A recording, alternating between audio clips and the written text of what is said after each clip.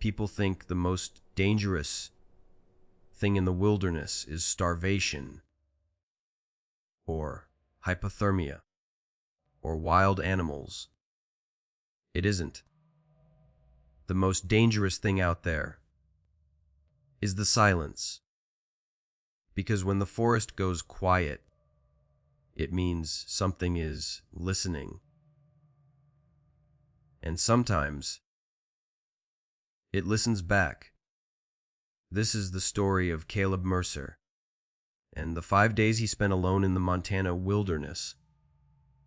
Only he wasn't alone. October, Glacier National Forest, Montana. Caleb Mercer was 30, former Army, experienced outdoorsman. He had done solo hikes before, weeks at a time. He trusted maps more than people, trusted instinct more than GPS. He wanted isolation, no signal, no noise, just him and the mountains. The ranger station warned him about early snow, mountain lions, sudden storms. He signed the logbook anyway. 5 days, he told the ranger. I'll be back by Sunday. The ranger looked at him longer than necessary. Don't leave the marked trails after dark. Caleb smiled. He had no intention of doing that. At least not at first. By late afternoon, Caleb reached a clearing near a shallow creek. Snow dusted the higher ridges, but the valley floor remained dry. He pitched his tent beneath tall pines. The woods felt normal. Wind in branches, distant bird calls, the steady rush of water. He built a small fire and heated canned stew. And as the sun dipped below the mountains, something shifted. The bird calls stopped first, then the wind, then even the creek sounded distant. The silence didn't happen gradually. It fell, all at once. Caleb noticed immediately. Silence in the wild means a predator is nearby. Bear, wolf, cougar. He stood slowly, scanning the tree line. Nothing. But he felt it. That unmistakable pressure between the shoulder blades. Like eyes. Watching. He told himself it was instinct. Adrenaline. He slept with his knife beside him. At 2017, he woke up. Not from a sound. From the feeling that someone was standing outside his tent. He held his breath. There it was. A slow crunch in the snow. One step. Pause. Another step. Circling the tent. Not the heavy stride of a bear. Not the light scatter of deer. Measured. Tensional. Human. Caleb grabbed his flashlight and unzipped the tent suddenly, beam slicing through darkness. Nothing. Just trees. But the snow around his campsite told a different story. Footprints, single set. Barefoot, too long to be normal. And they stopped 3 feet from his tent. Facing it. He checked the perimeter. The tracks led into the trees. Then, they disappeared. As if whatever made them simply stopped existing. By morning, Caleb debated heading back. But pride is dangerous in the wilderness. He packed up and continued deeper along the trail. By midday, he realized something was wrong. He should have crossed a marked ridge 2 miles back. It wasn't there. The terrain felt unfamiliar, the trees denser, the air colder. He checked his compass. The needle trembled, then spun, slowly. Like it couldn't decide where north was. That's when he saw it, a structure. Half hidden between trees, old wood, collapsed roof. A cabin. There were no cabins marked in this part of the forest. The door hung crooked on rusted hinges.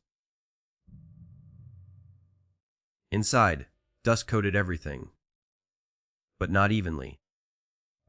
The center of the room was clear, like something had been moving through it. There were no supplies, no furniture, just walls covered in faint scratch marks, long, vertical, too tall to reach comfortably. Caleb felt a wave of unease. Then he saw something worse. Fresh footprints in the dust. Bare, the same length as the ones outside his tent, leading into the back room. He followed, slowly. The back room was empty, except for one thing carved into the wooden wall. A sentence, over and over again. Don't. Lo oktit bubbo and it stands. The temperature dropped suddenly. Caleb stepped outside. The forest was quiet again. Too quiet. Then he heard it, a branch snapping, directly behind him. He turned. Nothing. Then to his left, movement. Between two trees, about 50 yards out, a figure, tall, unnaturally tall, at least 7 feet, thin, standing completely still. Its arms hung too long, its head slightly tilted, no facial details visible, just darkness where features should be. Caleb's breath caught. It didn't move. It didn't blink. Didn't sway. Just stood. Watching. He remembered the carving. EOATITNIT stens. But it was too late. He already had. The figure's head twitched, just slightly. And then it bent. Backwards. Not forward. Its spine arched naturally until its hands touched the forest floor behind it. In that inverted position, it moved. Fast. Caleb ran. Branches whipped his face. Boots pounded against frozen soil. He didn't look back, but he heard it. Not footsteps. Not breathing. A wet dragging sound. Closing distance. He burst through trees and stumbled into his original clearing. His tent still stood. Impossible. He had hiked for hours. Yet here it was. Exactly where he started. The dragging sound stopped.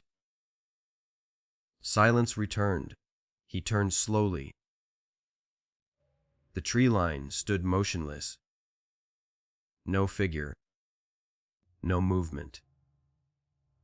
But the snow around his campsite was covered in barefoot tracks, dozens of them, all facing inward, toward where he stood. As night fell again, Caleb realized something horrifying. The forest hadn't let him get lost. It had kept him close, contained, watched.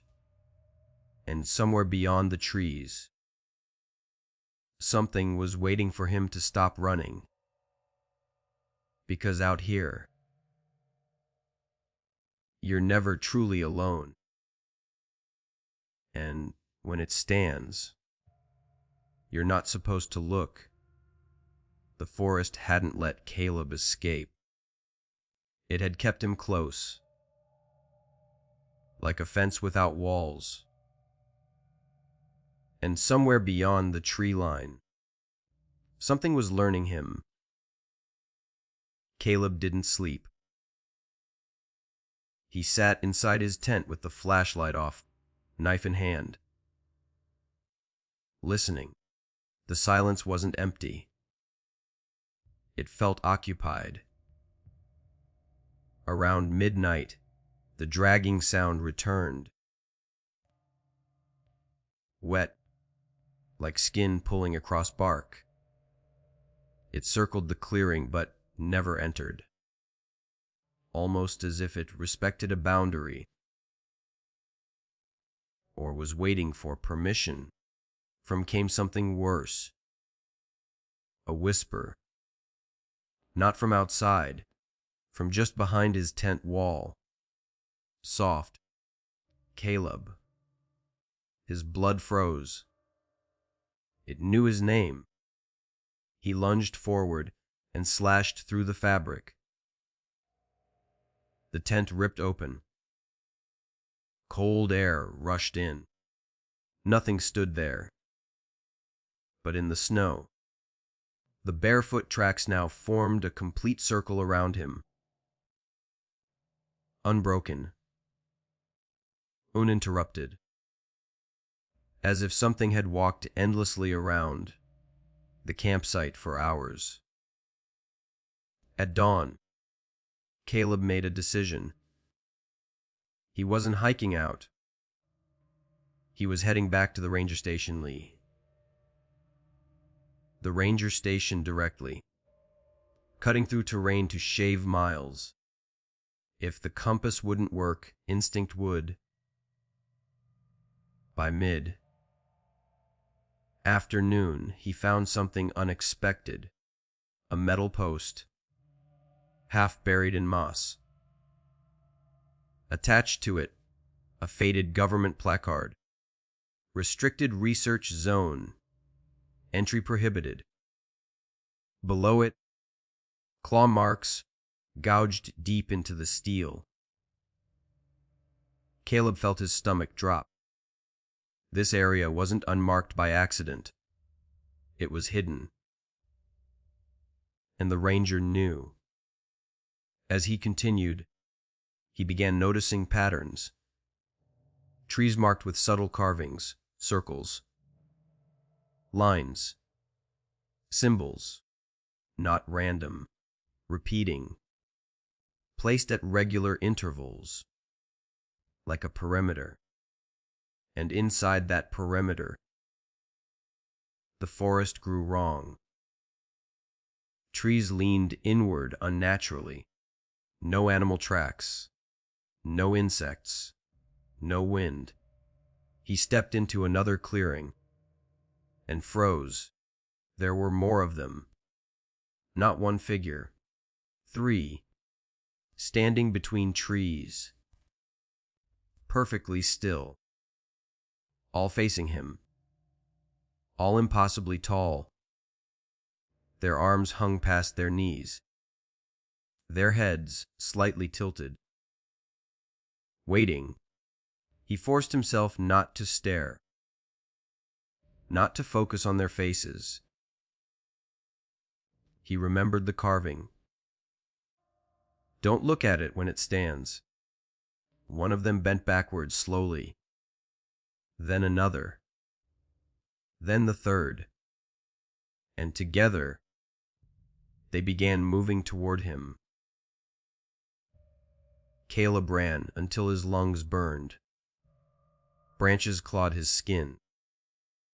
Blood mixed with sweat. He burst through thick brush and stumbled into a wide clearing he hadn't seen before. In the center stood a structure, concrete, partially buried underground, old, military, a bunker. The door hung open. Inside, darkness. He didn't hesitate. He went in. The bunker smelled like mold and rust. Old equipment lined the walls. Dust covered monitors. File cabinets overturned. On a metal desk, a stack of documents. Government letterhead, dated 1987. Subject A, Entity Classification. Std men. Caleb's hands trembled as he read. Entity does not pursue unless observed. Displays predatory. Acceleration. When target establishes direct eye contact. Movement pattern. Mimics prey-fear response. Primary feeding mechanism appears psychological before physical. There were sketches. Tall humanoid outline. Elongated spine. Arms extending beyond normal anatomy. And beneath one photo, handwritten. They are territorial. Forest acts as containment zone. They, plural. The bunker lights flickered, then died. The darkness inside the bunker felt heavier than outside. Then he heard it, not dragging this time. Footsteps, inside the hallway, measured, slow. He didn't need to see it to know what it was doing. Standing, waiting for him to look. A faint emergency light flickered, red. Just enough to silhouette the corridor. At the far end, a figure stood upright, blocking the exit, head tilted. Too tall for the ceiling. Its neck bent sideways, unnaturally to fit. Caleb lowered his gaze immediately. Heart pounding. The air felt thick. The entity did not move. It wanted him to look up. Just once. Just enough. The whisper returned. Caleb. Closer now. Right beside him. Even though the figure remained at the end of the hall, there was more than one. Caleb remembered something from the file. It does not pursue unless observed. They didn't hunt by force. They hunted by instinct, by fear, by the human need to see what's chasing. He closed his eyes completely, turned his back on the hallway, and walked forward blindly. The whispering intensified. Multiple voices now. Right at his ears. The urge to look was overwhelming. His survival instinct screamed to see the threat. He didn't. Step after step. Blind. Or trusting memory. Trusting space. The temperature dropped sharply. The whispers stopped. He felt open air on his face. He was outside. Snow began falling heavily. Visibility dropped. The forest shifted again. But something felt different. The pressure was gone. The silence less hostile. He walked for hours, without looking behind him, without stopping. As dawn broke, he saw it. The ranger station. Real. Smoke from the chimney. Warm light in the windows. He stepped inside. The ranger behind the desk looked up slowly. Not surprised. Just tired. "You went past the boundary," the ranger said quietly. Caleb's jaw tightened. "You knew." The ranger nodded once. "It doesn't leave the perimeter." Caleb felt anger surge. "You're just keeping it there." The ranger's eyes drifted to the window. "To keep it there." A long pause. "You looked at it." Caleb didn't answer. The ranger's expression shifted. Not fear. Recognition. "You shouldn't have done that."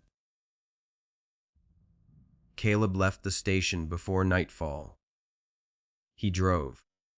Didn't stop. Didn't look in mirrors. For weeks, nothing happened. No footsteps. No whispers. He almost convinced himself it was over. Until one night. At 2017 a.m. He woke up in his apartment in Denver. The room was silent. Too silent. And in the corner of his bedroom, something stood. Head tilted. Arms hanging low. Perfectly still. Waiting. He remembered the rule. Don't look at it when it stands. But this time, it was inside. And there was nowhere left to run. The last thing Caleb Mercer ever did was blink. If you ever feel watched in the wilderness, and the forest goes completely silent, don't search for what's watching you. Because some things don't chase. They wait for you to look first.